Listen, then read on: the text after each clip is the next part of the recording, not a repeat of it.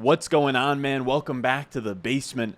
I'm Ron, and this is the most important week for your waiver wire because after week one is where you get those real long-term difference makers off waivers. Like last year, we had Elijah Mitchell, Cordarrelle Patterson. The year before that, you had James Robinson. This is where you get that kind of difference maker. So we're not going to waste any time. We're going to get into 10 must-add waiver wire players that are under 40% owned on ESPN. If you enjoyed the video at any point, make sure down below, subscribe, leave a like. Let's go. Thirsty, trying to choose. I know I'm critical. My nitty bag.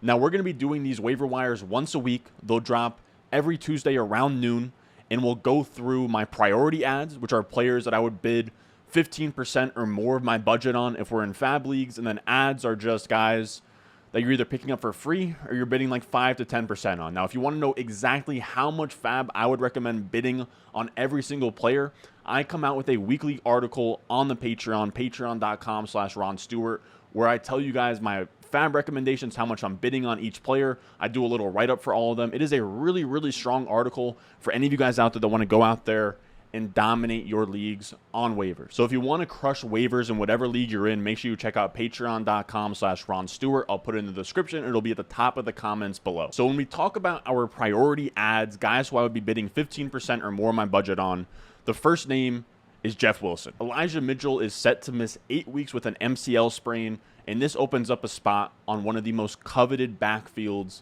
in the NFL, the San Francisco RB1. And right now, our best guess as to who that is going to be is Jeff Wilson. He saw the only 10 carries from a running back after Mitchell's injury, with all of the other carries coming from Deebo Samuel and Trey Lance. I think, especially with Elijah Mitchell gone, we're going to see a lot of Trey Lance, a lot of Deebo between the tackles, but I do think a running back will emerge here in the 12 to 15 carry area on this offense, which is a valuable role. Now, Wilson's the favorite, but I don't think he is this runaway favorite where he only had a 2.4 yard per carry yesterday. Shanahan doesn't show allegiance to anybody, so if Jeff Wilson comes out flat again and Ty Davis Price or Jordan Mason come out here and flash some upside, it wouldn't shock me at all if he just sort of rides the hot hand here. So Wilson's the main guy you want. I wouldn't go crazy with like 50% or more of my budget, though. I would try and get him for a cheap price, and if somebody else outbids you, so be it. I think the guys that you want to sort of sneak onto your roster are going to be Ty Davis Price and Jordan Mason. Now, Jordan Mason, I can't even tell you what college he goes to or what college he went to, but he was an undrafted free agent. He got picked up by the San Francisco 49ers. He was left on the team, the 53-man roster, over Trey Sermon. He has a special teams role, though. So he was active on game day last week while Ty Davis Price was inactive. And some people sort of think that that means Jordan Mason is the number 2 now behind Wilson, but it really just means that he's used on special teams and Ty Davis Price isn't active because he is the RB3, right? So they have the RB1, the RB2 active, and then the special teams guy. I think it's pretty much a toss-up. I would give a slight edge to Ty Davis Price as the RB2 behind Wilson, but it's anybody's guess. Regardless, they're both in the mix behind a pretty dusty Jeff Wilson to be the main guy in this backfield. So I think all San Francisco running backs on this roster are worth an ad. My next priority ad is sexy Rex Burkhead, and he came out here and was just a straight up bell cow. He was on the field for 100% of the Texans' red zone snaps, which was tied for first in the NFL. He was on the field for 72% of the snaps, which was tied for 8th in the NFL among running backs. And he saw 8 targets, which was tied for 4th. He only saw 12 PPR points, but this is a really good role where he's in there on passing downs. He's in there for 70% plus of the snaps. He's out there on the goal line, on red zone. I hate to say it, but Rex Burkhead is very interesting this year in fantasy. Now, I will say, I don't think this is going to happen for the entire season. I think Dameon Pierce will earn volume moving forward, should force us from a 70-30 split to 65-35 to 60-40 to 50-50, 60-40 on his end. But I think with this role right now, and we just saw the Texans hang around with the Colts, put up 20-plus points in that game, it's not crazy for a lot of these zero RB teams, or if you have a hero RB team and your RB2 sucks and you didn't hit on a Darrell Henderson or Kareem Hunt, you can sort of plug Rex Burkhead in there, and he can give you 10 to 15 points every week just on this role alone. And then eventually week 4, week 5, week 6, week 7, you're going to have to find an answer elsewhere, but he can at least sort of be the first guy you pass that RB2 baton to, which then brings us to our low-level normal ads, guys that you're either getting for free or you're tossing out 5 to 10% on. And the first one's going to be Jaylen Warren. And this is going to come as a surprise to a lot of you guys because a lot of these fantasy analysts on YouTube, they sprint to drop their waiver wire video every Monday morning, want to be the first one to the algorithm, bank the views, and that's cool. That's cool. But for me, that's not what it's all about. We're on here. We want to make sure we have all the information. We want to make sure that we're giving you the best possible waiver wire information possible. And we submit waivers on Tuesday nights anyway, so I don't really see the benefit of having a waiver wire video ready to go for Monday morning outside of views. So I'll bypass that to give you guys a more accurate video here. And while everyone likely told you to go out there, spend everything on Jaylen Warren, Najee out multiple weeks, we get a tweet today from Adam Schefter saying Najee's foot injury test came back negative, and he's now set to play this week. So I wouldn't blow 15, 20, 25, 50% of my fab budget on Jaylen Warren like a lot of people were expecting to have to do earlier today.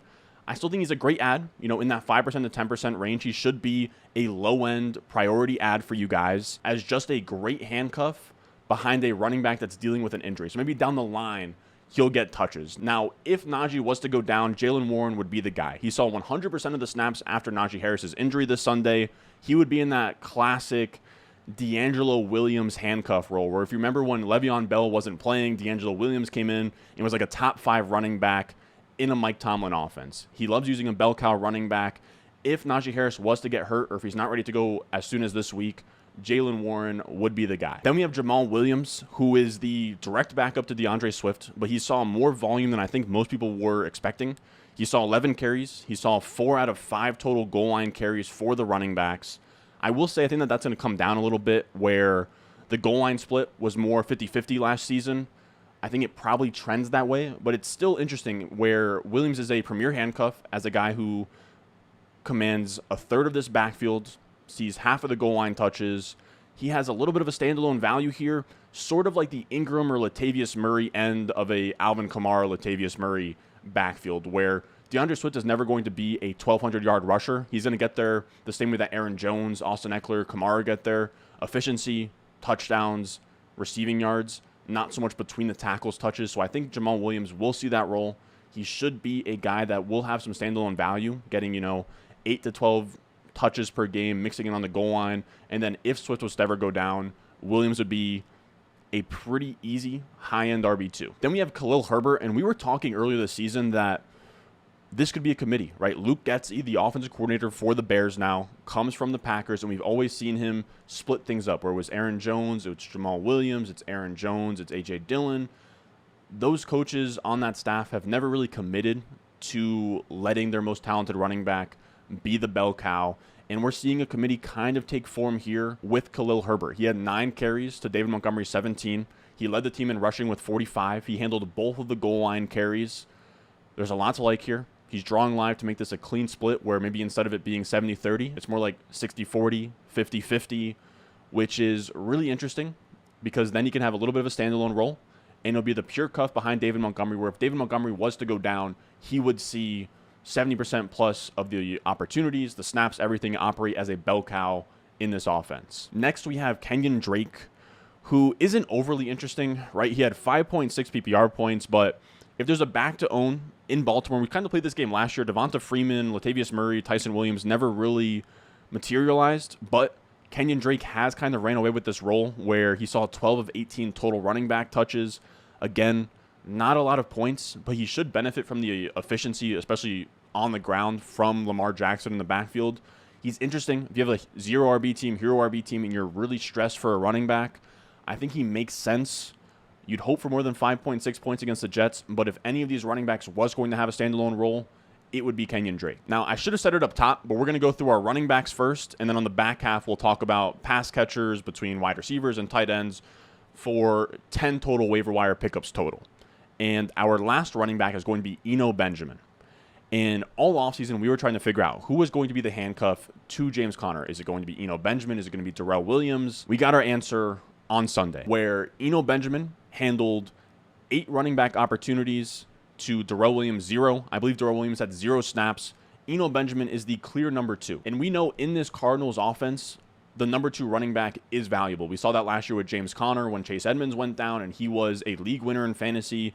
Eno Benjamin can have that same kind of impact behind a running back in James Conner, who has never finished a full season. Eno even looked good on his touches as well, where I know a lot of them came in the fourth quarter in garbage time down to the Chiefs, but he led all running backs on the Cardinals in total yards. He had 61 total yards to Connor's 55 total yards, despite having half of the touches. So he's not only the handcuff, but there's a chance that if he's as efficient with his touches as he was on Sunday, that he carves out a Chase Edmonds role by like week 4, week 5, week 6. Now, by the way, when it comes to pass catchers, I don't really spend up big here. Off waivers, you're not really going to find huge difference makers off waivers. Maybe you get a rookie, right, like Amon-Ra St. Brown last year. So if you want to spend up on a rookie, like let's say Sky Moore or Garrett Wilson is on your waivers, they're not available in under 40% of ESPN leagues, but let's say they're on your waivers, sure, have at it. But I think outside of rookie wide receivers, I wouldn't go out there and break the bank on guys like Gerald Everett, like Josh Palmer, who we'll talk about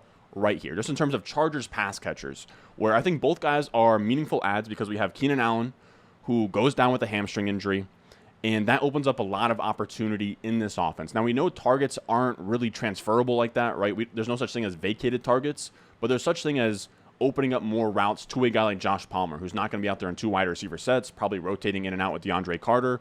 Now he's going to be the wide receiver 2. He can play outside and he can play inside, so he can play the slot while Keenan Allen is gone. And that'll be interesting just considering how high-powered this offense is. Same thing with Gerald Everett, where he now has even more of a role after yesterday of having 3 catches, 54 yards, and a touchdown. He's a guy who I think is in the mix as a tight end 1 streamer out the gates. Like, I think you could almost make the case that he, like, season long might be ahead of Irv Smith, David Njoku types, Mike Gesicki, all of those guys at this point. Now, another pass catcher I like off waivers is Robbie Anderson. He came out here and was a stud. He had a 32% target share on 5 catches for 102 yards and a touchdown.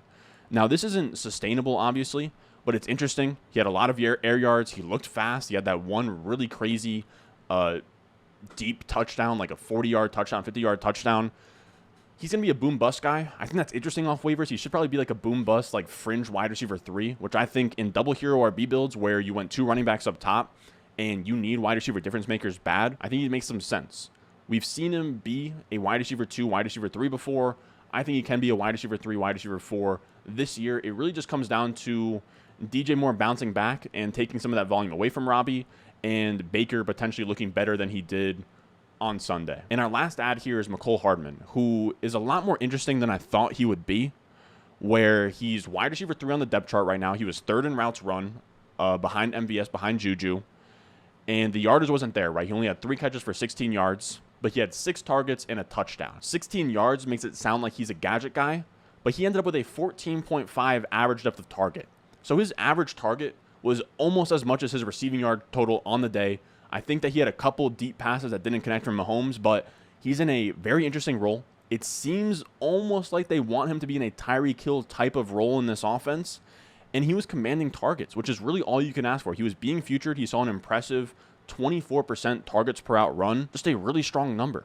He matched CeeDee Lamb and Deebo Samuel on a per route basis in terms of targets. Now, I'm not saying he's going to be amazing, but as long as he's out here in 3 wide receiver sets for the Chiefs and they feature him like this, he's going to be probably like a wide receiver 4, interesting play. You know, you can sort of stack him with your Mahomes if you have bye weeks down the line. I think it'll be interesting. Maybe you'll have a little bit more upside than just being a wide receiver 4 off waivers. So I do think that he is worth an ad if you need a wide receiver pickup. Now, that's going to do it for our week 2 waiver wire video. Again, if you want to know how much fab I would recommend bidding for each one of these players, I also have like 10 to 15 more players that I have to keep off of this list to keep it to 10 that I'm going to include on that article later today. Make sure you check out patreon.com/Ron Stewart. It'll be in the description. It'll be at the top of the comments below, and it will have a full breakdown of how I see the waiver wire shaking out for this week. Now, as always, if you enjoyed the video, if you found something helpful here, make sure you leave a like, subscribe, comment. It helps the boy out a ton in season where we're kind of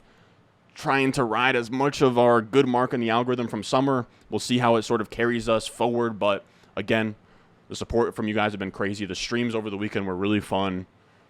I'm happy football is back.